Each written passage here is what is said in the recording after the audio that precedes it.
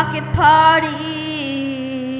If you like the show and you want to show your support, every little bit helps. Go to DarrenCarter.com. I'm on PayPal or Venmo at Darren Carter Comic on Venmo. Also, I'm available on CAMEO, also Jemmy. All right, let's get back into the show. Oh, don't forget to like, subscribe, and share. All right, we are about to call Mike Black on the Pocket Party Podcast. By the way, guys, if you get a chance, leave a review on iTunes. Also, if you're not on YouTube, go to YouTube right now. Go to Darren Carter, subscribe to the channel, give it a big thumbs up, and comment. Hello. Hello, is this the one and only Mike Black? Sure. I was given this secret number, and they said Mike Black will answer. Yeah. I got your text that you were going to call, and I still had like 5 Ritz Crackers left. And so I kind of did the 5 cracker challenge on accident. You know, where you eat like, do you know this challenge? Are you familiar with it? Yeah, what is it where you eat Ritz Crackers with no water and you try to see how many you can put Well, in your mouth? I think it's supposed to be regular crackers, so I might have cheated. But wow. because Ritz are round, there's literally less of them. But you're not supposed to be able to swallow 5 crackers in a minute without water, but I did. Oh my gosh. Yeah, don't do that. That's dangerous. Are you by yourself? Yeah. Oh my God. You live on the edge. See, like, I would be like, well, what if something happens? There's no one around to, like, you know. The landlord will find my body. And they'll be like, how'd he go out? By a Ritz Cracker challenge right before a podcast. He died doing what he loved. Eating Ritz Crackers alone. Yeah. You know, in my mind, maybe because it has like putting on the Ritz, I always think Ritz Crackers are kind of like for like special occasions or rich people. You know what I mean? Like I know they're not. Like I know anybody can just walk down to Vaughn's or Ralph's or your local grocer, even probably the 99-cent store. Well, Darren, I'm a very decadent man. Do you eat Thanksgiving dinners even when it's not like the third Thursday in November? I lavish myself with only the finest foods and the finest drinks. I wear the most expensive clothes. Every day is Christmas in my household. It really is. You know, there is something to that. Like, on your birthday, I don't know how you are, but, like, I actually am a little bit, like, happier that day. It's like, maybe because I'm like, okay, it's my birthday, and you're like, we're going to go bowling, and then I'm going to swim, or whatever those, I make it imagine if, like, I mean, I think it would be kind of hard to live every day like it's your birthday, but yeah, there is something special. But depending on who you are, it would be difficult, you know. Yeah, Bill Gates is living every day like it's his birthday. Yeah, that's true. For me, it's a lot more difficult. Thank you for watching. Now please subscribe and ring that notification bell. Because really, I think all people want for their birthday is to just do the things they like to do, and everyone else kind of has to tolerate it. Yeah. You know, like, for me, I remember once in high school, God, this is terrible. God bless my friends that I had in high school, because they were like, what do you want to do on your birthday? It's Aurora, Colorado. There wasn't a great nightlife anyway. Yeah. But I was like, I was thinking of having a Highlander party. And they're like, what? And I was like, you know, watch Highlander and then the TV show Highlander, have some snacks and stuff. And they literally endured like 2 episodes of the TV show. And then they're like, why don't we just skip to the movie? And I was like, if you guys want. And they stayed for like 4 hours and just watched Highlander with me. And, you know, I think they liked the movie, but the TV series was like a USA network series. Yeah. It was not great. Yeah. It was not the best representation of Highlander.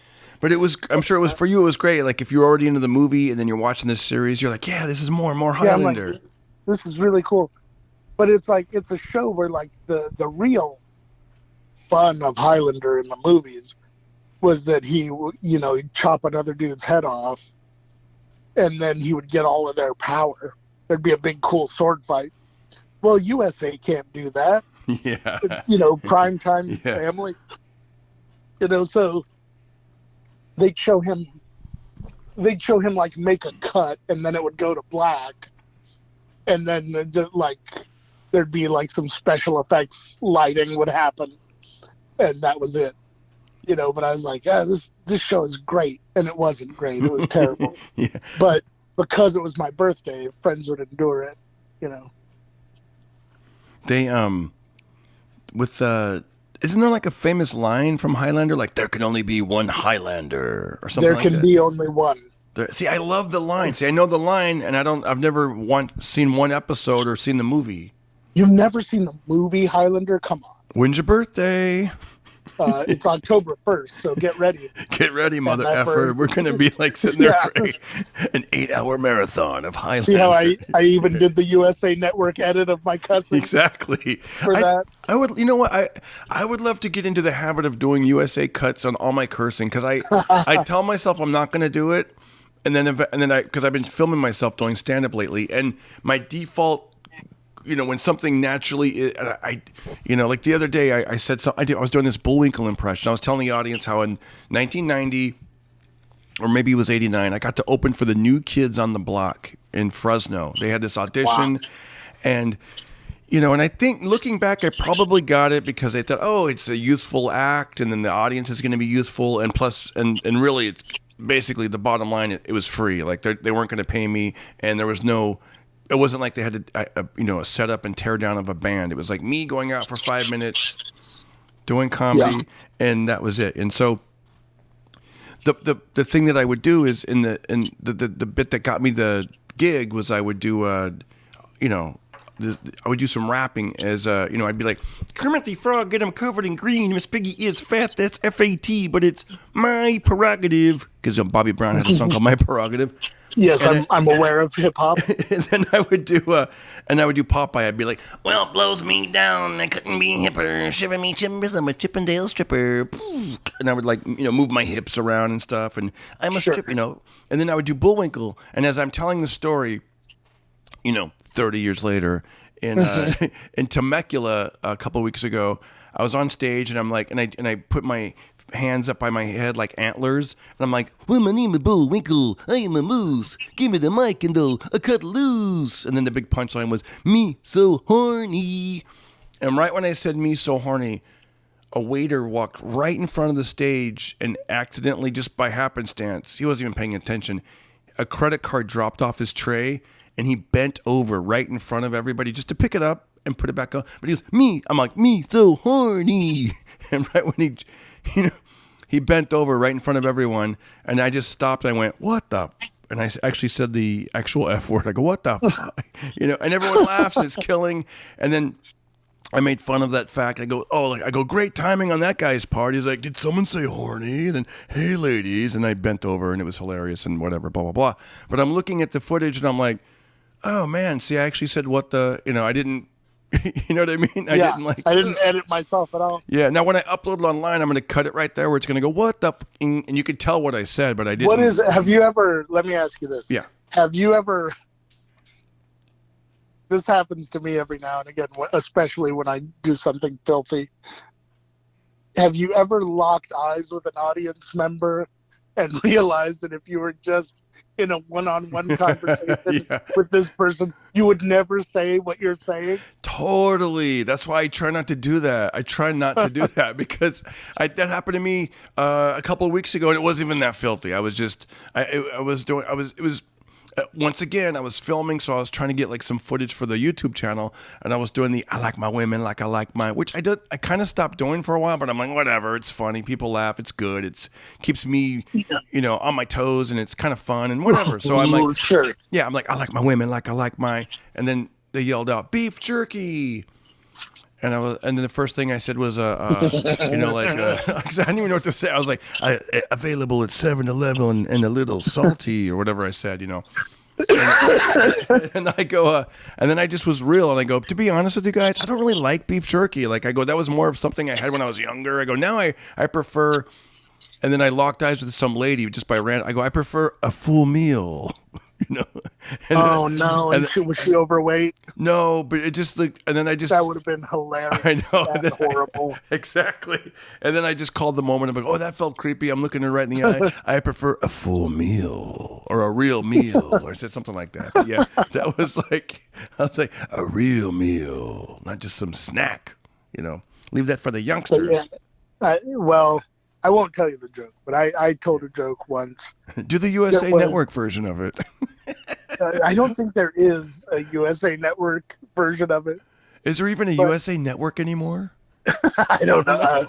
And they're actually not like this clean, squeaky clean network or anything. Yeah, yeah. They would show like USA Up All Night, like Oh booby yeah, movies with and Rhonda stuff. Shear.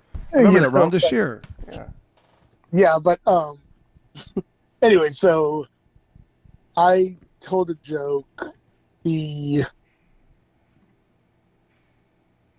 During that period where you're just writing anything to be shocking and to be, you know, just kind of testing your edges and stuff like that, you know. And I'm telling this joke, and it has a punchline and then a much darker, funnier, horrible punchline. So I tell the first punchline, and I lock eyes with the front row. And now I'm already beginning the sentence of the next punchline. And I see that I've locked eyes with the oldest man in the world. He's got to be like 98 or something like that. Yeah. And he's holding hands with his old wife, who's like 97 maybe. And I realized their whole family brought them out to see a comedy show. And now I have to finish the sentence because I've already started it. I'll look like an idiot if I don't finish. So I finished the joke. He swats the air in front of him like he's trying to knock the joke away from him. And he Yeah. goes, no. And then he folded his arms and turned away from me. Like he didn't want to look at me anymore. And I was like, I just kind of kept doing my show, but in my head I'm thinking, oh no. He's like, I fought the Battle of the Bulge, Yeah. so for freedom of speech, and that's what this kid's doing. He's crapping all over the Constitution. And my wife and my beautiful family are here to celebrate my last birthday, and this is happening. It was the worst, the worst.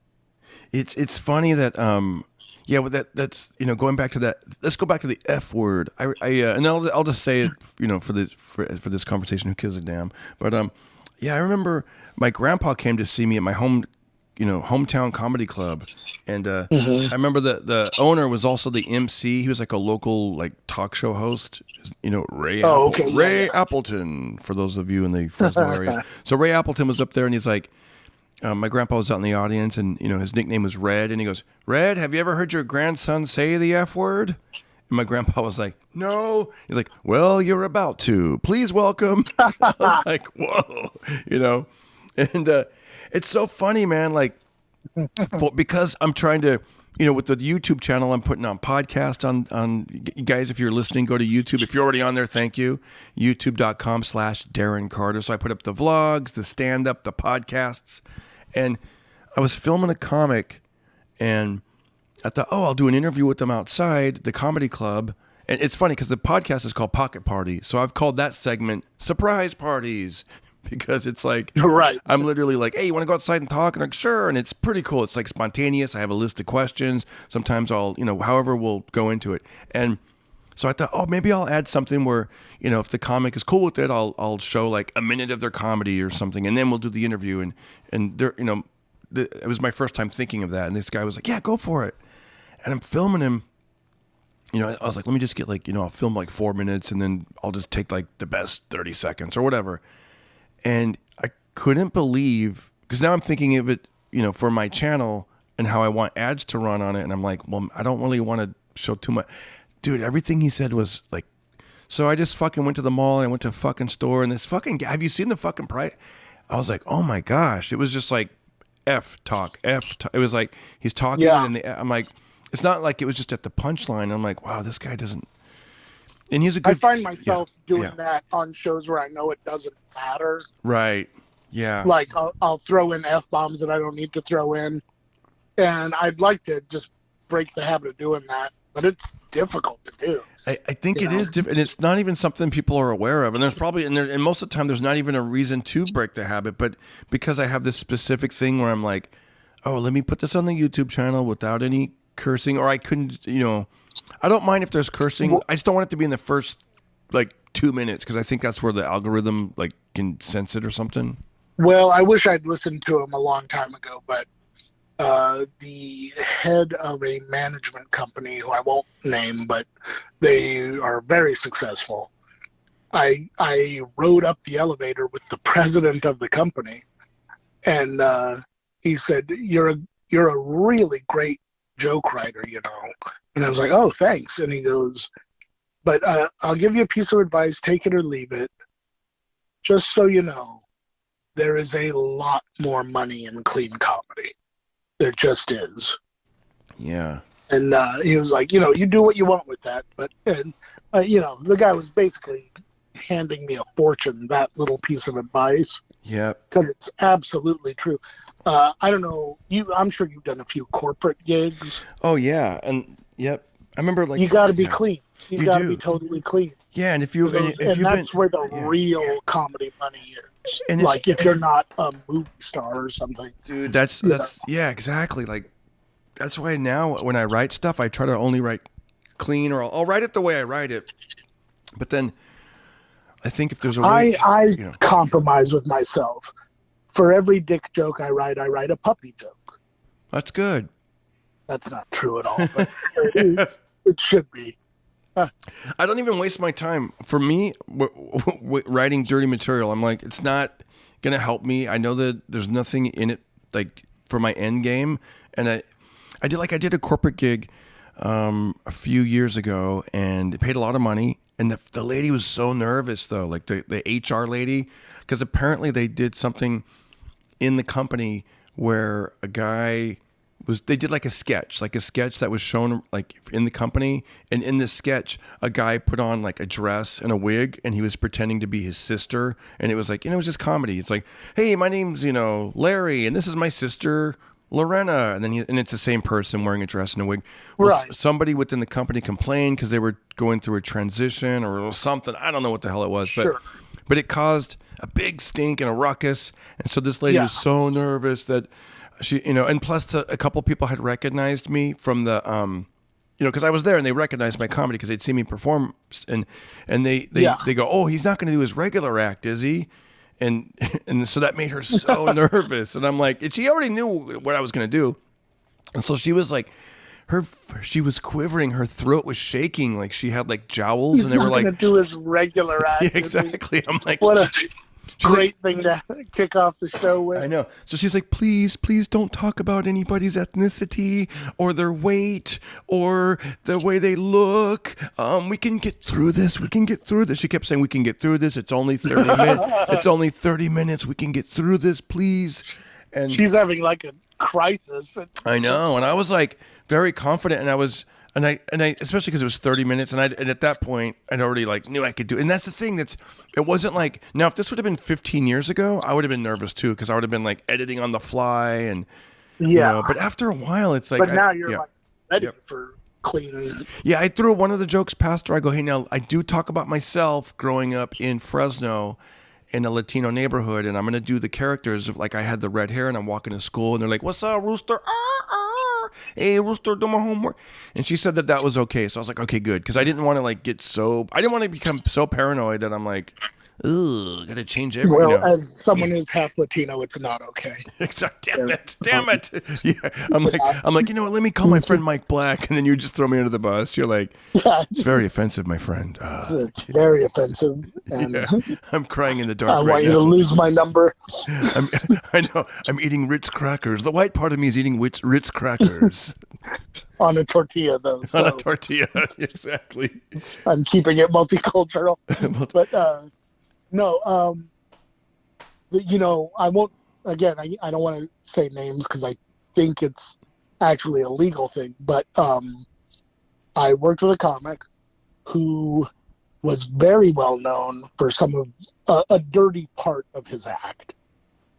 And he did a corporate gig for a group of lawyers, and they a lot of them were fans of his already, and they were like, we want to hear the dirty thing, do the dirty thing. He's like, I can't do that. This is a corporate event and it's a family show. And they're like, please do the thing. Please do it. And he goes, tell you what, I have fulfilled my contract. I've done my hour. Oh, that's smart. I am done. As a free bonus for you guys, I will do this next bit, but keep in mind it is very dirty. I use very adult language. So those of you who came to see the clean show, thank you. Please exit the room, and I'll do the remaining bit for the people that want to stay and watch. So he does that.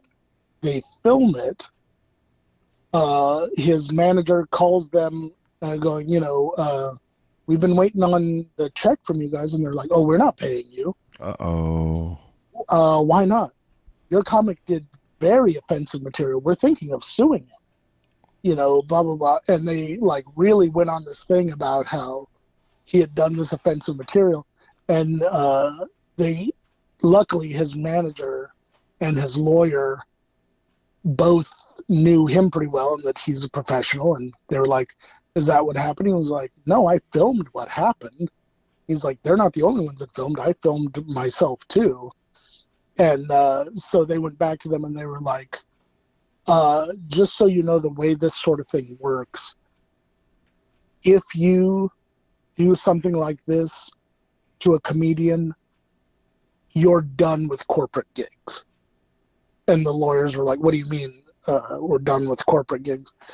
You will no longer have entertainment furnished to you at corporate gigs once word gets out that you've done something like this. No entertainer is going to want to work for your firm ever again. Mm. And so they dropped it, and the guy got paid. Oh, that's But good. it was like, what a sneaky, shitty thing to do. Thank God he recorded it, so he had his version. Yeah, and it's like, on stuff like that, it was really good foresight on his part to do that, but he recorded him addressing them and going, I'm done with my gig, blah, blah, blah. He did that whole spiel and had all of that on the Thank God he did that. Tape, Yeah. It's funny because the newer stuff that I've even just written in the last 2 weeks, I'm like, it's really, I like it because it's, I don't know, I got tired of that feeling of, remember when you said the older guy who was in the audience and you do the thing, right? The wincing and the knocking. I don't like that. I don't like that feel. I didn't like that, and I used to get that, especially when I was younger, because I wasn't as refined and I did the beatboxing wrong, and they hated it. And that older generation did not like beatboxing, and so I'd be like, I used to be like, and they were just like, they'd cover their ears. And I remember one time I was walking in the parking lot and they're torturing them. Exactly. It's so funny because I did an old age home up in Santa Clarita maybe a month ago. It was great. It was on a Sunday. And I mean, when I say old, it's like a retirement center. So there were probably people 60 to 80 or something. I don't know. And I kind of thought, as I was driving up there, I put myself back in the shoes of being a 20-year-old, how difficult that would have been, or even a 30-year-old or whatever. But now those older people are more relatable than they were. You know what I mean? If as we're getting older, they're not as Yeah, in a way, I think. They probably used to go to discos back in the 70s. Yeah. They're not when I was a kid, we used to go to church. And sometimes we'd pick up this lady, Mrs. Buchanan. And I remember Mrs. Buchanan, I used to trip out because this is in the 70s. And I remember thinking wow, she was born in the 1800s. You know what I'm saying? Wow. She was literally born in the 1800s. And I'm like, because she had a different accent, way of talking, the way of, and it was just so old. Now you look at, that's not, you know what I mean? I don't know anyone born in the 1800s now. When I was a kid, I think I did. I think I had a teacher that was born in the 1800s, because I remember in third grade, me and these other kids were passing around fruit roll-ups, and she thought they were drugs, first of all, which is an awesome thing that for a third grader. We were like, had to explain to her what fruit roll-ups were. And after we explained to her what they are, she said, "Oh, you mean fruit leather?" And we're like, "What?" And she goes, "Fruit leather. It's pressed sun-dried fruit that you get at the nickel store." Dang. For a nickel. And we were like, "What the hell are you talking about?" We all asked our parents about it, and they'd never heard of fruit leather, Wow. And I should have known she was super old, because all the candy she gave kids sucked. Like, yeah. What was the one? I did something right in class, and she goes, "Mr. Black, you get a reward." And she put a candy called a root beer barrel. Oh, I love those. No, you don't. Come on. I do love root beer barrels. I really Nobody do. likes them. They taste like medicine. Dude, you got to get a good one though. Yeah. I can see that though, because maybe the one I got had gone bad or something, but it was awful. I was like, "This tastes like root beer. This is gross." Dude, I love root beer. You know what? That's going to be my next poll I put out there. Who likes root beer barrels? She's like, "You get to turn on the salt lick." Like the terrible things that kids in her day thought were great. That's hilarious, root beer barrel. Because you're right though. Because I have purchased a homespun saltwater taffy. Oh my god, homespun. No. Yeah, it's funny you say that, because I have been excited to purchase a root beer barrel, and then I'm like, oh, this doesn't bring back the memory that I thought it was going to be. Yeah, because it sucks. I got something for you. I got this. Oh, wait a second. I just looked up old people candy. And there's no. I know there's something called old-fashioned Christmas candy, which you've seen that before. It's very colorful. Yeah, my parents used to get it. There's something from Hungarian classic Negro hard candy throat sweeper. Okay. It's a real. I don't heard think that sounds real racist. I know it does. I think it really does, because even though I think that means black in another language, but yeah, it is it's a real thing on the internet though. If you guys go Google Where is it from? Hungarian classic.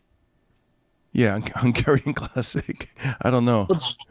From Hungary. I know. I'm all nervous. Meanwhile, the black listeners are like, just read the damn thing, Darren. Quit being stupid. What about it's like, come on. It sounds real bad. Know, exactly.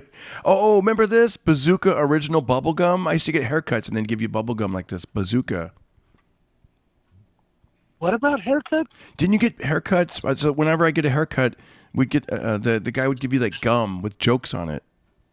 That seems really counterintuitive for someone who works with hair to be passing out bubble gum to people. Yeah, dude, I got my haircut when I first moved to LA. Everyone was like, "You got to go down to this one place," and it was kind of weird because it looked like a little cottage type house, and it was just one guy that worked there, and he was pretty flaming, if you could still say that. And no, you can't. You said like a number of things you're just never supposed to say anymore. Right. And I remember going there, and there'd be like, there'd be a bunch of people in there, and it was just kind of like, okay, I'm gonna get this stylish, cool, like West Hollywood haircut or whatever. And I remember I went there the first time, and it was kind of like cool, like all right. And then I went back a second time, and it was just me and the barber, the only people in there. And I just didn't like the vibe of it. It felt kind of like I didn't like it. It's just one. Yeah, you know what I mean? And at the end, this is what I really didn't like. He hands me a lollipop and he goes, "Here's something for you to suck on." And I was just like, and that talk about locking eyes. He kind of like locked eyes with me right there. And I was like, "Oh, thanks, man. Thanks." And I was just like, ugh. Like, I think I'm just going to go back to Fantastic Sam's and, Supercuts. You would think Fantastic Sam would be even gayer. Exactly. With that name. Fantastic Sam's. Oh, wait, real quick. Butterscotch candy. Were you ever into that? I don't know that I was into it. I would eat it. I like It butterscotch. wasn't like a fetish or anything. A fetish. You just got done talking about sucking off your Exactly. barber with a lollipop. You How can't about, ask, were you into? were you into it, bro? How about Werther's original hard candy? Remember those Werther's? Yeah, those are after I have a nice portion of Ritz and some lobster. I'll have a Werther's original. Yeah. Oh my God, there's a candy called fried chicken candy. Archie McPhee fried chicken candy. By the way, it only has 2 stars. Apparently people aren't into it. No That's shit. hilarious. It wrote, "What the cluck? Add some savory to your candy jar. These brown and yellow striped hard candies taste like fried chicken. You can decide if it's a good thing or a bad thing." Yeah, I don't think so. Charm, sour balls. I'm not into that Wait, stuff. are those like Chica sticks? No, remember it those? literally looks like a drumstick.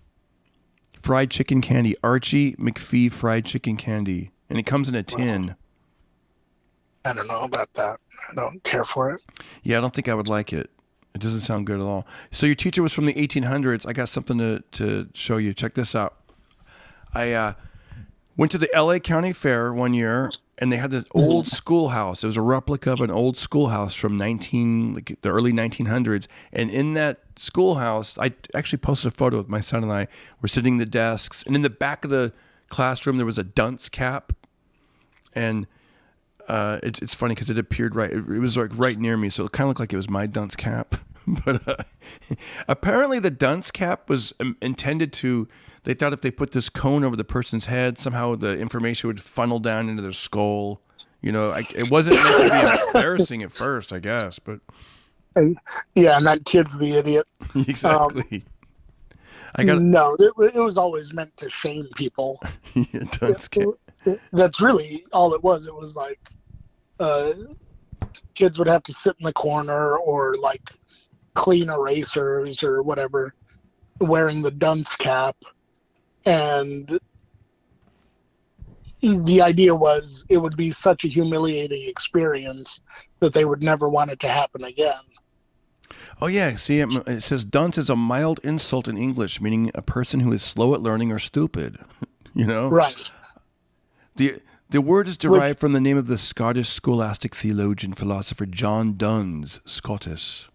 And it's one of those things where it's like, if he's the dunce, why do you guys need such a clear label to point him out?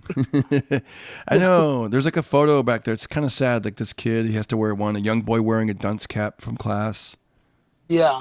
Yeah, a fool's cap is also known as a fool's cap. But anyways, it's I'll tell you these rules from 1915. These are the school rules for the teachers. Mm-hmm. It says number 1, there's 12 rules. It says you will not marry during the term of your contract. Right. You are not to keep company with men. Number 3, you must be home between the hours of 8 p.m. and 6 a.m. unless attending a school function. Mm-hmm. You may not loiter downtown in ice cream stores. Yeah. You may not. I guess that was the thing back then, to hang out in the ice cream stores. Well, they don't want to see them sucking on ice cream cones and stuff in front of the old men. Exactly. Or the students are like, whoa. Right. You may not travel beyond the city limits without the permission of the chairman of the board. Right. You may not ride in a carriage or automobile with any man unless he is your father or brother.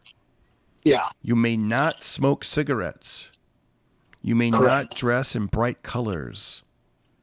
Yes. You may under no circumstance dye your hair. Ooh. See, now I get it. Like if they don't What's want, funny is I follow all of these rules. I'm not Yeah. teaching anyone, but Yeah. I follow every single one of these rules. Have you ever dyed your hair? A long time ago when I had hair, I bleached it and dyed it bright red. No way. See, I would never do that. See, Spiky. It was like, yeah. Well, mine was a neon red. It wasn't your gross red. It was like a good punk rock It was red. like the punk rock red, not just the natural ginger. Yeah. You must wear at least 2 petticoats. Yeah, I do that. Your dresses must not be any shorter than 2 inches above the ankle. They're not. To keep the schoolroom clean, you must sweep the floor at least once daily, scrub the floor with hot soapy water at least once a week, clean the blackboard at least once a day. Ooh, and it says start the fire at 7 a.m. so the room will be warm by 8 a.m. Yeah. So the kids don't die of diphtheria or whatever. Yeah. So there's a trend. There's a trend going on. I don't know if you looked into it. It's on TikTok, and they've actually taken it off TikTok. It's called Devious Licks. Devious Licks. I don't know if you got a chance to look at that, but apparently what they're doing, these kids, it's a TikTok trend. They destroy bathrooms, like at school. Like they'll take they take the toilet, off the thing. They'll take the soap. They'll hide the soap. And from what I can gather, the thing is they want to try to outdo each other, and then they put it on TikTok, and they have like some song that trends along with it, some hip hop song, and well, I mean, anyone who's lived in the city, it's not just the kids doing it. Go into a men's public restroom any day of the week, and it's like someone made it their life's goal to mess up that restroom. There'll be toilet paper all over the place. They pee all over the seat. It's just gross. So it's like, I don't know why kids would be expected to be respectful in a restroom when nobody else is in public. Yeah, it's weird. Like they, I mean, I was watching something on YouTube, maybe because it's the old man in me coming out, but I was like, I did not like what I saw. Like they were, I don't like it either, but but you don't just see it at schools. Oh no! On this trend that I saw, they were doing stuff like they were trying to outdo each other. Like like they'd open up their backpack and they'd be like, "Look at all the soaps I stole." And then there was one guy opened up unzips his backpack, and he apparently had stolen a bunch of cell phones off people's random like cafeteria tables or whatever. And then another one, you think he's going to open up the backpack, and then the camera pans up, and he had stolen a traffic light. Yeah, and that's the reaction they want. They want the oh.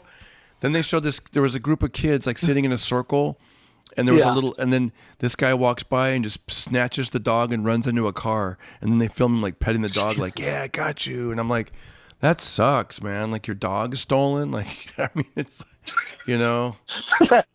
I'm so glad you don't work at Hallmark. I know, dude. I know, right? That sucks, right? Your dog was stolen. Merry Christmas. I know. I'm hoping that one was staged. I'm hoping this is our Darren Carter section. Exactly. Because really obvious, horrible thing. But I guess it's been happening everywhere, like Alaska, Vermont, everywhere, like Albuquerque. Like my son, an epidemic. Yeah, they've been locking up the bathrooms at school and putting in porta potties because he's And even in the comment section, people are like, "I'm so glad I graduated in 2019," and every generation's looking back, going, they're looking back with rose-tinted lenses because the bathroom at my high school sucked most of the time, and it wasn't like people weren't like stealing soap because they weren't stupid, right? But there was hardly ever soap in there to begin with. I remember this. I remember this one guy was sort of this is how you remember the toilet paper bombs that people would throw on the ceiling. They wet a bunch of toilet paper and throw it on the ceiling. Totally. Yeah, and, kids when we were kids, people were still throwing like M80s in toilets and stuff. Totally, I remember all that. They absolutely were. Yeah. So it's not like that's one thing that I really don't care for is old people pretending they're shocked by things that they themselves did, back in the day, or at least new people that did, or I feel like it's so funny because I remember having a conversation about this a week ago, and my friend was like, "Have you noticed there's like less graffiti in bathrooms?" And I'm like, "Absolutely." In fact, I went to the restroom. I was at Griffith Park, and the restroom was spotless. I'm telling you. But actually, every bathroom I've been to, excuse me, over there, it's pretty good. Like you would think a public park in Los Angeles, and I don't see any graffiti. I barely saw any. There might be some scratches in the toilet, a few of these bathrooms, but it's not like I remember in the 70s and 80s. And I think maybe now I'm thinking it's because there's other outlets, Twitter or whatever. There's like Instagram or TikTok or there's places people can express themselves. Because I remember, it's like That used to be where your message was going to get heard, was the Right. bathroom. I remember we'd go on these long road trips. We'd go from Fresno to Kansas, right, every summer, and we'd go to Arkansas. And part of the thrill It seems like a very lateral trip. it was like a lateral road trip. Yeah, it was like it wasn't like we're gonna go on vacation to Paris or Miami. No, we're gonna go from one shithole to another. Like, Let's get away from it all and go to Kansas. No one has ever said that. exactly. You only go there because you have relatives. You're not like, I want to go see the Great Plains of Kansas. Because we weren't even going to Kansas City. We were going 40 miles south of Kansas City. And The last time anyone wanted to go to Kansas was because they were being persecuted by a witch that had flying monkeys. I know. Shout out to Nicholas Boydston, our listener from Kansas City. Big Fluff Nico Lantern. He loves when you're on, so I know he's listening to this one. Big Fluff Nico Lantern. Hi, Big Fluff. Yeah. So but I remember part of the. Sorry about Kansas. He lives in Missouri, I think. He lives on the Missouri side. Oh, okay. The cool side. So I remember like part of the big thing when I was like 11, 12, 13, whatever. I used to love to like go to when we go stop and go to the bathroom at the truck stops. I used to love reading the graffiti because it was funny back then. Like I'm sure my parents thought I was a weirdo, but I used to think like it's so funny to like read these dirty poems and like jokes on the wall. Like I remember one of them was yeah, go ahead. Oh, you go ahead. You go first. I remember this one. Ashes to ashes, dust to dust. Without a pussy, a dick will rust. And it's ingrained in my memory from like you didn't 1980. USA save alter that one at all. I know. Well, that's what I read. I'm just quoting the news from a truck stop somewhere near, somewhere near Wichita. I remember a condom machine in a truck stop, and someone had written next to it, "The gum in this machine tastes like rubber." Exactly. Yeah. Oh, I saw one. It was on the urinal, and it said, "Hey, buddy, the joke is in your hand." And I was like, "Oh yeah, I thought that's hilarious," or a sick burn. Yeah. Ooh, burn. I know. Or how does he know? Yeah, what was another one? What's 2 inches long and 3 inches wide? I forget the punchline. My dick or something. I don't know. It was something. Or something, I don't know, something weird like that where you think it's going to be. I love that you forgot the punchline, so the one you wrote on the fly is my dick. Yeah, no, that's what you think. I think you think it's going to be a dick, but then it turns out it's something else. But I don't know. The good old. In fact, I remember back then I was like, there's something to this. There's funny graffiti everywhere, and I thought I should take photos of it and have a book. And then you realize the lighting isn't that good. Yeah. I'm sure now that I'm in show business deeper, I realize a lot of that stuff is probably staged anyways. Like just to rely on the public with their dumb graffiti. Like it's, you know what I mean? Like a smarter man would be like, Darren, no, here's what you do. You just do your own graffiti with different handwriting and have, you and some top-notch Hollywood writers that went to Harvard. You guys. The idea of you getting interviewed, I couldn't just rely on the public with their dumb graffiti. Yeah, driving crisscross, looking for bathroom graffiti, wasting all those miles, No, you probably just set up like fake Hollywood, like on a set, like bathroom stalls, and then have different writers write these great quips and quotes, and then act like, oh, I found this one in Fort Worth, Texas, and I found this graffiti in Miami. Meanwhile, it's all bullshit. It's all some soundstage in Burbank. Well, there are those books that are similar that are like Awkward Family Portrait, where I think some of them are staged, but a lot of them couldn't be, just because of like the clothing that they were able to have on is like you had to have been alive in the 70s to have that shirt. That's true. There's no way they put that together, And there are certain looks that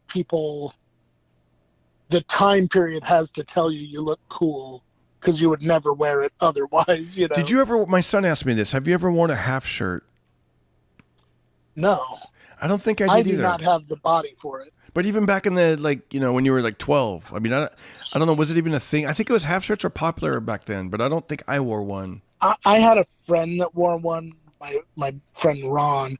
He wore this was his whole outfit.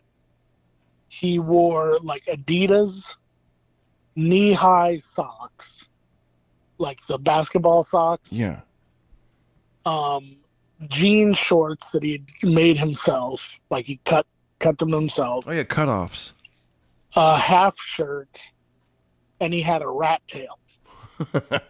He had a buzz cut and a rat tail, and that was a standard outfit for him.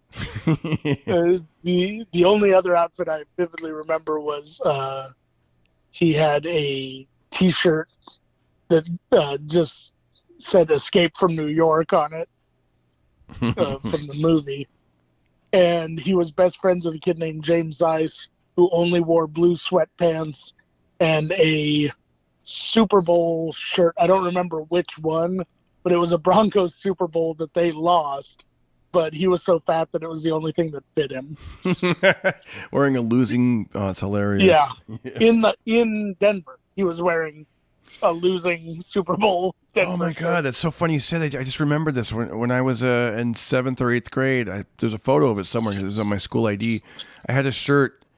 It was what's it called? Like it's the shirt where it's like 1/4-inch sleeve where it goes right. It ends right above your wrist. Are those like baseball type? Oh yeah, I don't know what like a sports jersey. Yeah, like shirt. A sports jersey, but it's like a T-shirt, but with like long sleeves. But it cuts. Baseball shirt. Yeah, it doesn't baseball, go. Yeah, sportsman's shirt. I had that kind of shirt, and then it would say Fresno, but it would start in the middle of your neckline and then go underneath like across your pectoralis major, and then the O part would land under your armpit.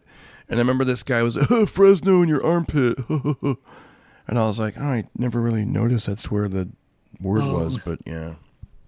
Thanks, Dick. I know. Yeah, exactly. You ruined my shirt. I remember a big thing in elementary school. All the kids would sign people's T-shirt. Like you'd wear your shirt, and then you'd autograph the back of the shirt. Like, have a great summer. That kind of thing. That was a big deal. And this one kid, Tommy, he had a shirt. In the back of his shirt, it said Bass Lake, which is a real lake up near Fresno. And I thought it was funny to cross off the B and the L. And I was like, ass ache. Stupid. I know. That was my devious licks of TikTok back in the day. I remember. You remember when you could go to the mall and someone would airbrush whatever you wanted on a shirt? Yeah. But it usually looked crappy. There was a kid at our school. He was like a young white kid who had just moved to Aurora. And he wanted to like show that he was into the rap scene. And so he went to the mall and got an airbrushed shirt.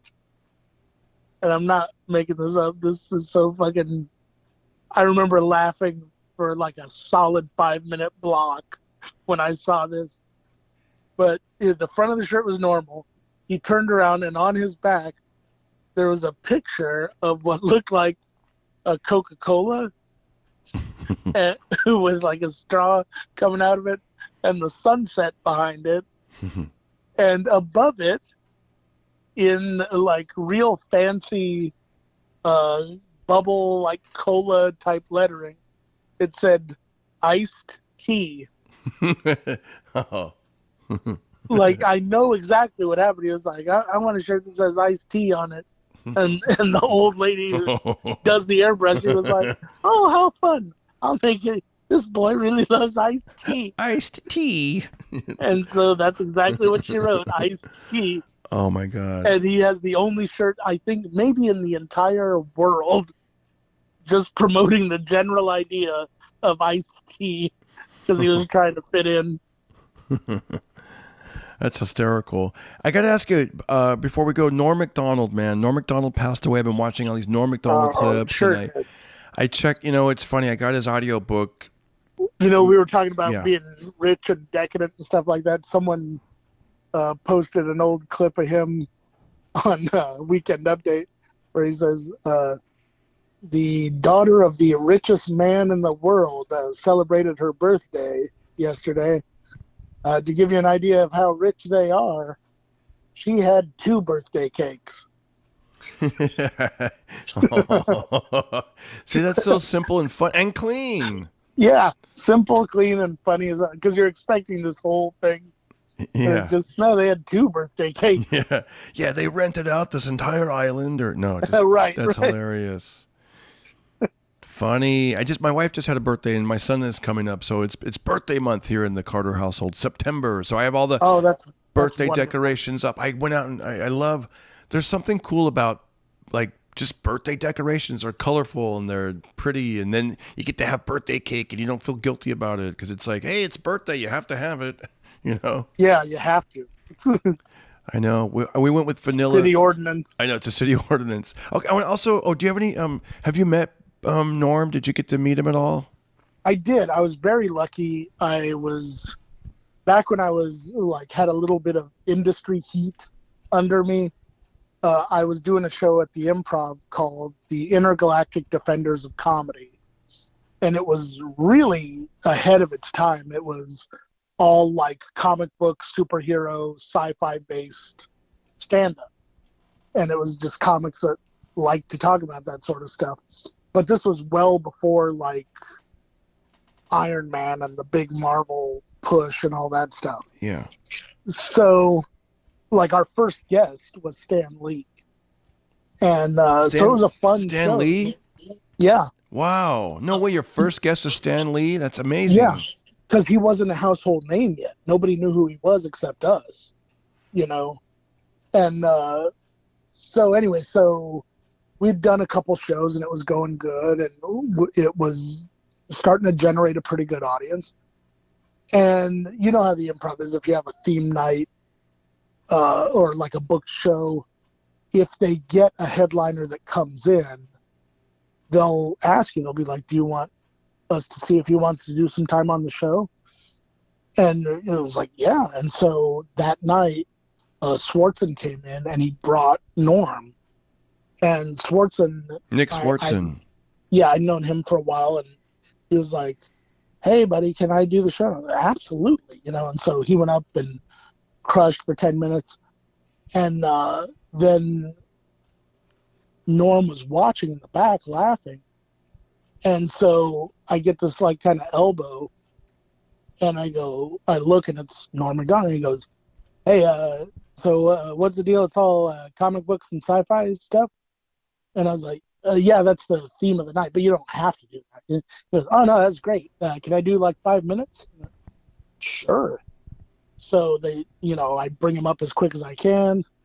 And it was like, for the audience, this was amazing. They just had Swartzen and then they got him. So he goes up and does 5 minutes about the Fantastic Four, and he just crushed, just annihilated the room. And I'm like, while he's up there, I'm thinking, okay, get ready to go tell the other comics that you booked that they're probably not going to make it on because he's killing, you know. But he just did the Fantastic Four bit. He said, oh, that's all I got on superheroes. Good night, everybody. And he took off. Do you remember anything that he said about Fantastic Four? It's on an album now. Really? He did it. I think he was just kind of like riffing, and then eventually like realized, he was like, oh, I think I got a bit here, and turned it into a bit. But one of his albums, I forget which one, I want to say Ridiculous, has a Fantastic Four bit on it, and it's got to be that. I'll look it But up the on gist of it, something. the gist of the whole thing was that, you know, That's so cool. the Thing is a big rock creature, so we'll call you the Thing. Invisible Woman, you turn invisible. We'll call you the Invisible Woman. Johnny, you catch fire instantly, and you're a human being, so we'll call you the Human Torch. And me, I stretch like a rubber band, so we'll call me Mr. Fantastic. Okay, on to our next order of business. Wait, what? Yeah. Why are you Mr. Fantastic? Because my power is very fantastic. I stretch like a rubber band. Moving on. Yeah. I know Halloween's coming up. It'll be next month. I have some Halloween trivia for you before we go. Yeah. I'm ready for it. Are you ready, buddy? Okay, now this might be difficult because I'll tell you what. We'll both try to answer. I don't know all the answers. Even though you have the answer. Exactly. Well, I know the answer on this one because I peeked, but In which country? In which Okay. country? I know. In which country did Halloween originate? I am going to guess Romania. Ireland. According to this website I'm on, Ireland. And we've done this Okay. before, where I asked you a question and then the website was wrong. So Yeah, so check it home, everyone listening. yeah. Do your own research. Yes. Oh, wait a second. Oh, forget that. Yeah, never mind. I thought I had to click something to show the answer, but apparently, oh no. Okay, this I have not looked up yet. Oh, okay. Every Halloween, Charlie Brown helps his friend Linus wait for what character to appear. I think I know, but I'll let you answer first. I will answer, and this is my final answer, the Great Pumpkin. I agree. Let's see the answer. The Great Pumpkin. Yes, perfect. Okay. Damn right. According to superstition, if you stare into a mirror at midnight on Halloween, what will you see? Well, there's two different lores, but one of them would be Bloody Mary, and the other one is, Candyman is a different thing. But, what was the other one? The Devil, I think. Ooh, I bet you that's right. I'm going to say Bloody Mary. Let's look at the answer. Your future husband or wife is the answer. On Halloween? According to superstition, yeah, I know, it's so weird. That's bullshit. Did I ever tell you that story? I don't know if I told you that one. I was in third grade, and I was in my, I was looking in the mirror because the whole Bloody Mary thing was big back then. And so I remember going, you have to say it 3 times. Bloody Mary, Bloody Mary, Bloody Mary. And then I opened my eyes. I was scared to open my eyes, but I opened my eyes. I saw nothing. I'm like, oh, it didn't work. But I sensed that there was something out of the corner of my eye. And I looked, and my mother was standing outside of my bedroom window, and she had red hair, and it was in curlers. And she was wondering what the hell I was doing. And she's like, just looking at me like, what are you? And I was like, ah! I screamed so loud, it freaked me the F out, dude. Like, you know what I mean? Like, imagine what it did to her. It probably freaked her out. I know. I screamed. It was not, man, it was so scary. I'm like, Bloody Mary, Bloody. Okay. Up in my eyes. Okay, good. There's nothing there. And then I looked to the left. Bam! She was right there. It was like, oh my God. Like, oh. Wait a minute. Darren. Yes. Is your mother's name Mary? No, but my aunt is. Oh, shit. Yeah. All right. Which region? Oh, I'm sorry. From which region of the world do pumpkins originate? This isn't Halloween trivia. This is Farmer's Almanac trivia. I'm gonna guess. I have a guess. I do too. I'm gonna guess the Ukraine. I'm gonna guess Africa, and the reason I say that is because I found out that guitars, gourds, or banjos, I believe, were originated. And I never thought of banjo being from Africa, but apparently banjos came from Africa. So, which region of the world do pumpkins originate? I'm gonna show your answer. My final answer is South America. Dude, you're right. It's Central America. Oh, okay. That'd be funny. You're just Googling over there. I'm like, No, I wasn't. I was just thinking of all the different like Thanksgiving shit. Yeah. I was like, all of that probably came from, our country somewhere. Who wrote the novel Frankenstein? Oh, Mary Shelley. Mary Shelley, you're right. I didn't even know. I didn't even have a guess on that one. Halloween has its origins in which ancient Celtic festival? Oh, I may be pronouncing it wrong, but I believe it's called Samhain. You got it, dude. You got it. Yes, Sam Hain. Yes. Yeah. You're really good. Which actor played Dr. Frankenfurter in the Rocky Horror Picture Show? The irreplaceable Tim Curry. You got it. Who okay. Was up for the part of Hannibal Lecter and didn't get it. And he was also up for the Joker in the 89 Batman movie for a brief period. And he did the voice of the Joker on the Batman animated series, and it was so unsettling they were like, "Oh, this is a kids show. This is fucking terrifying." Yeah. So Mark Hamill, who was there doing just some other voice, like a businessman, was like, "Well, can I read for it?" And they had him do it, and it's now considered one of the best portrayals of the Joker ever. Oh wow, I'll have to look that up. Yeah, Mark Hamill on any episode of Batman the Animated Series that he was on, you Wow. can Do you like it? hear it. Do you like it? Oh, it's the voice I hear when I read the comics now. Wow. Did you like Jack Nicholson's Joker? I really did. I did too. I like. I'll tell you the truth. The character is so malleable, and can kind of adapt with the times, that I've liked pretty much every Joker incarnation, with the exception of Jared Leto, and only because his wasn't written very well. They didn't really take a lot of time to. I think he could play the character well. They just didn't give him a lot to work with. I love the movie. I saw the Joker with Gary Cannon with Joaquin Phoenix. We were on the road and we went to the movie theater. It was a great movie. It was really good. It was really good. That came out on my birthday. I was so excited about it. Wow, that's what I like. I like going to a movie and seeing a good movie, like a movie theater. Like, like I hate when I'm like, let's go to the movies, and you get excited, and then you're just like, that wasn't that good, But that was a good one. The Heath Ledger one is still like probably my favorite movie version of the character. But what they did with Joaquin Phoenix was so good. And there's a shot in there where he's waiting to go on stage for that Tonight Show type show. Yeah. And they cast him in this blue light, and he's just smoking in the dark. And I was like, God, that is one of the most beautiful character shots I've ever seen. The way that movie is filmed is gorgeous.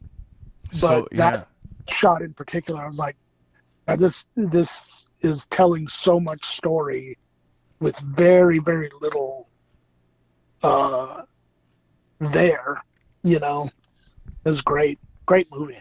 2 questions and we'll let you get on with your day. Is a pumpkin a fruit or a vegetable? Oh no.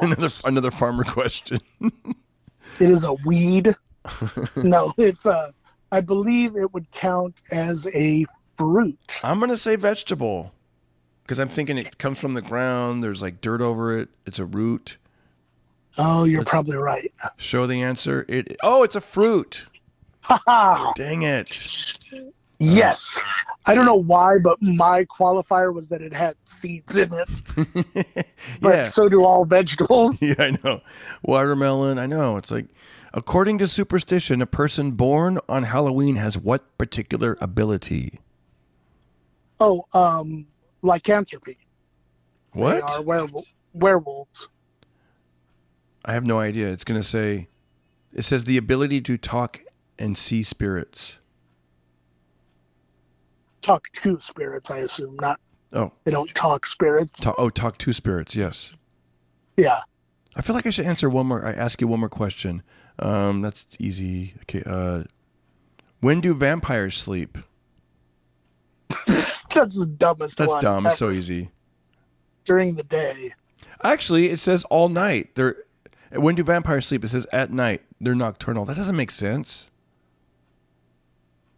What idiot wrote that? That sentence doesn't make sense. I know. What it says, that doesn't make when do vampires sleep? At night, nocturnal. Doesn't make sense.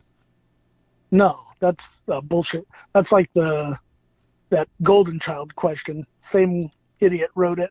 I know. Remember that question? Ask another one. What is another one. Oh, okay. Okay, here's one you might not know. Oh, I think this would be a difficult one for you. What is the first name of Dr. Frankenstein? In most of the stories that I know, it's Victor. Damn it! You're right. How do you know this stuff? Yes. I just remember it, when I hear it. It says Victor. In the original book, the monster is referred to as Adam, although he's often called the monster in other stories. But the answer is Victor. Oh, yeah, the monster is called Adam, named after the first man, yeah. But the scientist who you were referring to is Victor. Wow. You actually sound like a Halloween character now with your voice. It's kind of raspy. Yeah.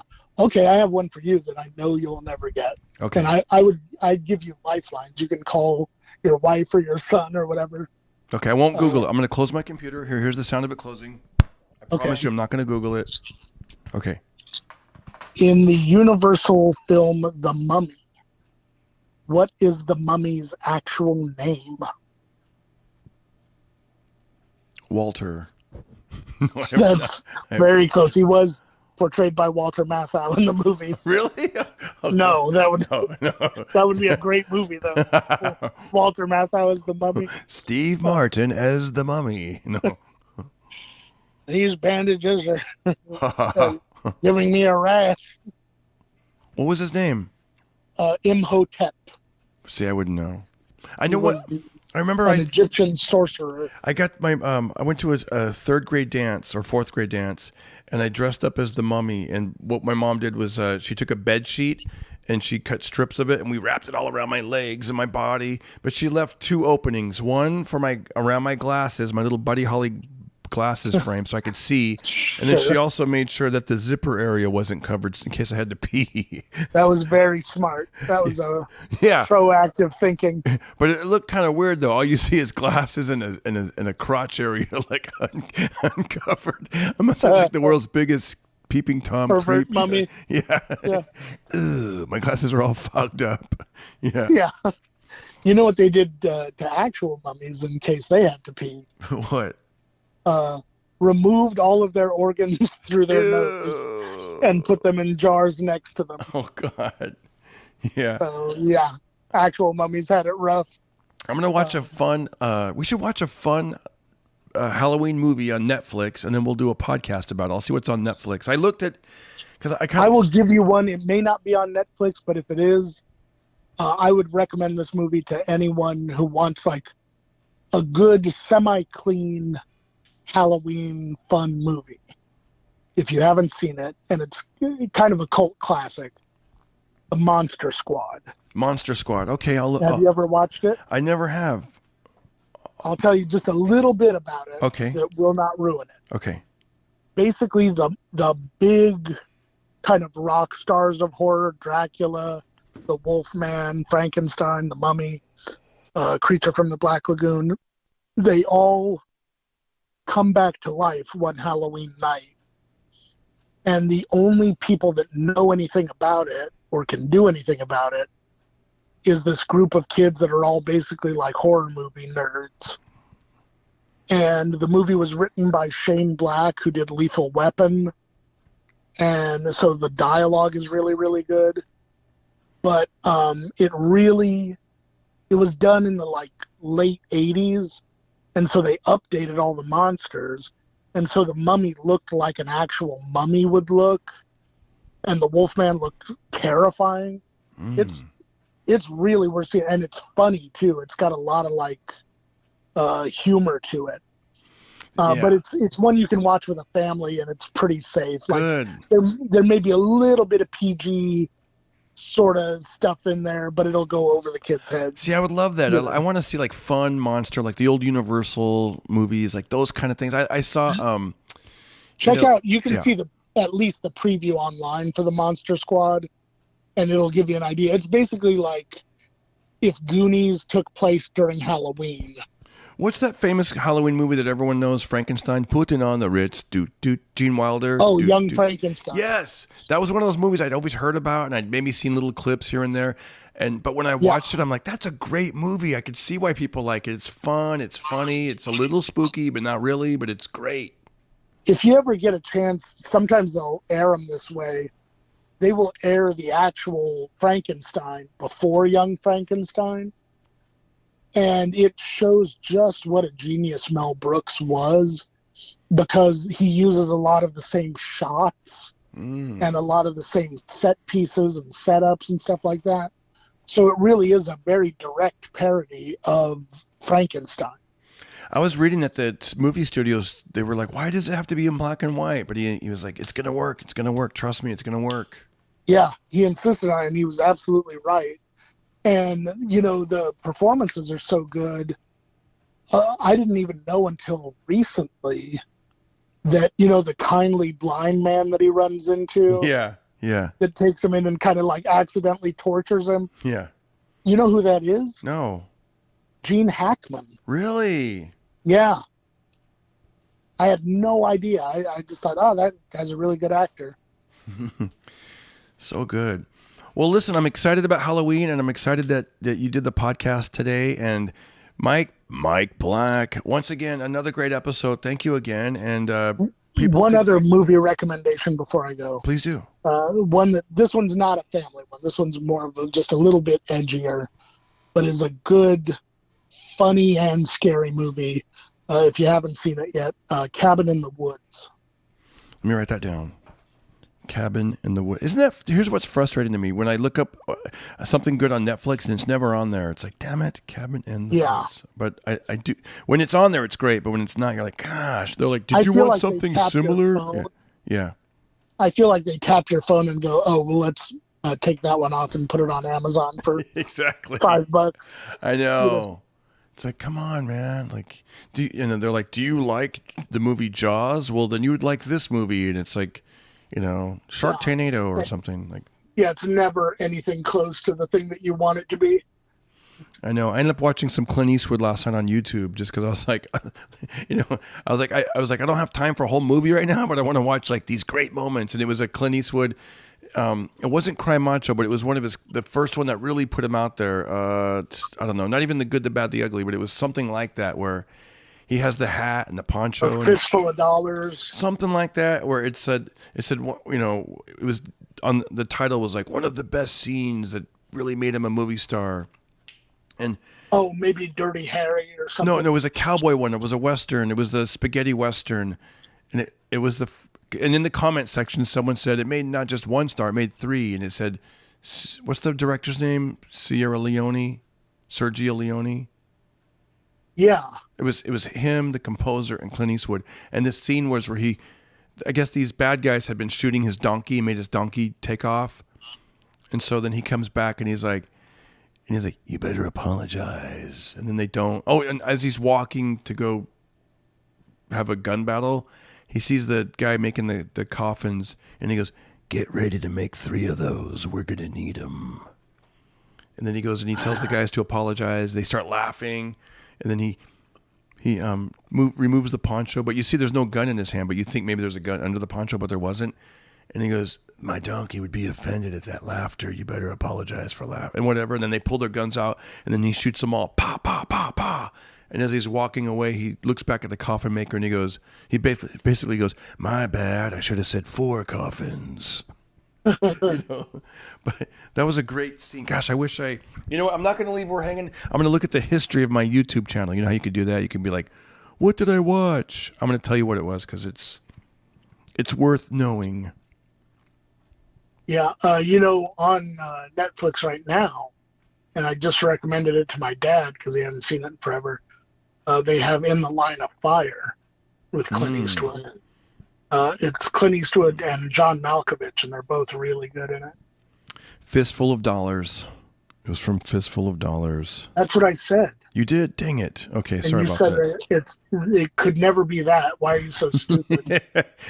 Yeah. You're like the mule? No, it was older than that. Yeah. Dang it, that was good. I'm sorry I said that. Fistful of Dollars. Yep, that's what it was. And then I got a little jag last night of watching Norm Macdonald clips and also old Larry King clips.